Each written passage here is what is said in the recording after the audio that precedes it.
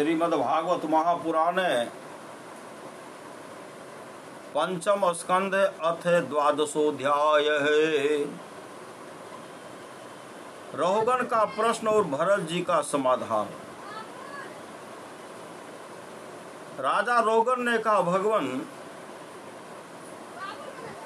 मैं आपको नमस्कार करता हूँ। आपने जगत का उद्धार करने के लिए यह देह धारण की है। योगेश्वर, अपने परमानंदमय स्वरूप का अनुभव करके आप इस स्थूल शरीर से उदासीन हो गए हैं तथा एक जड़ ब्राह्मण के वेश से अपने नित्य ज्ञानमय स्वरूप को जन साधारण की दृष्टि से ओझल किए हुए हैं। मैं आपको बार बार नमस्कार करता हूँ ब्राह्मण। जिस प्रकार ज्वर से पीड़ित रोगी के लिए मीठी औषधि और धूप से तपे हुए पुरुष के लिए शीतल जल अमृत तुल्य होता है, उसी प्रकार मेरे लिए जिसकी विवेक बुद्धि को देहाभिमान रूप विषैले सर्प ने डस लिया है, आपके वचन अमृत में औषधि के समान है। मैं आपसे अपने संशयों की निवृत्ति तो पीछे कराऊंगा। पहले तो इस समय आपने जो अध्यात्म योग में उपदेश दिया है उसी को सरल करके समझाइए और उसे समझने की मुझे बड़ी उत्कंठा है। योगेश्वर, आपने जो यह कहा कि भार उठाने क्रिया तथा उससे जो श्रम रूप फल होता है वे दोनों ही प्रत्यक्ष होने पर भी केवल व्यवहार मूल के ही हैं, वास्तव में सत्य नहीं। वे तत्व विचार के सामने कुछ भी नहीं ठहरते। सो इस विषय में मेरा मन चक्कर खा रहा है। आपके इस कथन का मर्म मेरी समझ में नहीं आ रहा है। जरभरत ने कहा, पृथ्वीपते, यह देह तो पृथ्वी का विकार है। पाषाण आदि से इसका क्या भेद है? जब यह किसी कारण से पृथ्वी पर चलने लगता है तब इसके भारवाही आदि नाम पड़ जाते हैं। इसके दो चरण हैं, उनके ऊपर क्रमशः टखने, पिंडली, घुटने, जांघ, कमर, वक्षस्थल, गर्दन और कंधे आदि अंग हैं।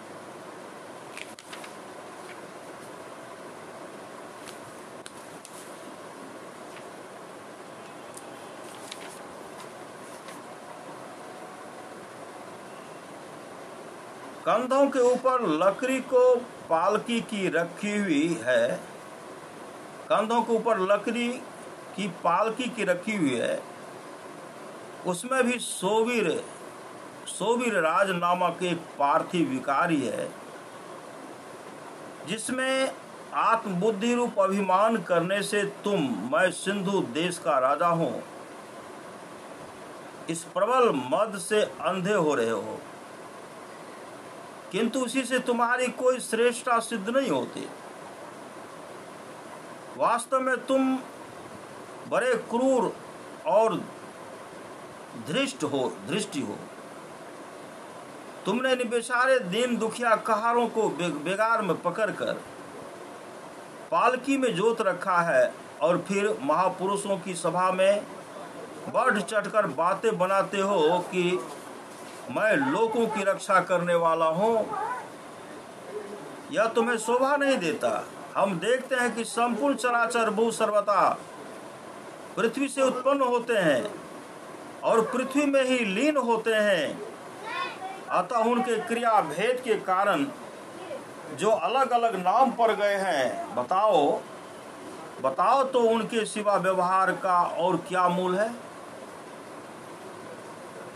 इस प्रकार पृथ्वी शब्द का व्यवहार भी मिथ्या ही है, वास्तविक नहीं है, क्योंकि यह अपने उपादान कारण सूक्ष्म परमाणुओं में लीन हो जाती है।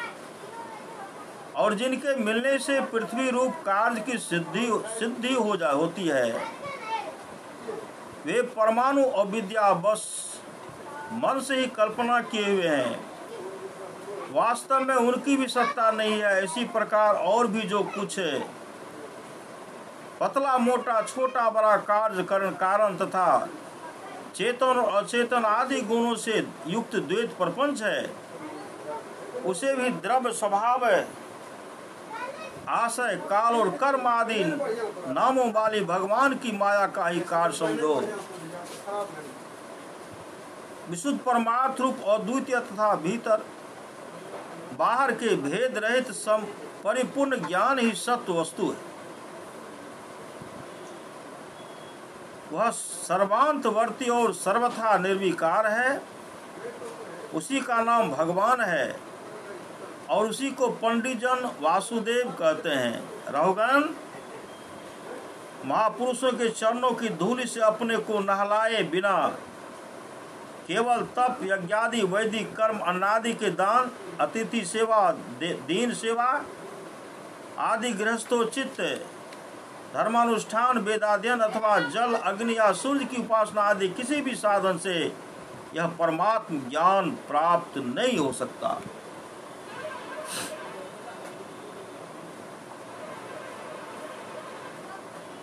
इसका कारण यह है कि महापुरुषों के समाज में सदा पवित्र कृति श्री हरि के गुणों की चर्चा होती रहती है, जिसे विषय वार्ता तो पास ही नहीं फटकने पाती। और जब भगवत कथा का नित्य प्रति सेवन किया जाता है तब वह मोक्ष आकांक्षी पुरुष की शुद्ध बुद्धि को भगवान वासुदेव में लगा देती है। पूर्व जन्म में मैं भरत नाम का राजा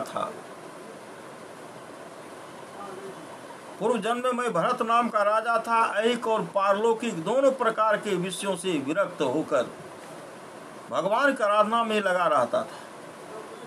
तो भी एक मृग में आसक्ति हो जाने से मुझे परमार्थ से भ्रष्ट होकर अगले जन्म में मृग बनना पड़ा। किंतु भगवान श्री कृष्ण की आराधना के प्रभाव से उन मृग योनि में भी मेरी पूर्व जन्म की स्मृति लुप्त नहीं हुई। इसी से अब मैं जन संसर्ग के डरकर सर्वदा अंग भाव से गुप्त रूप से ही विचरता रहता हूँ। सारांश यह है कि विरक्त महापुरुषों के सत्संग से प्राप्त ज्ञान रूप खड्ग के द्वारा मनुष्य को इस लोक में भी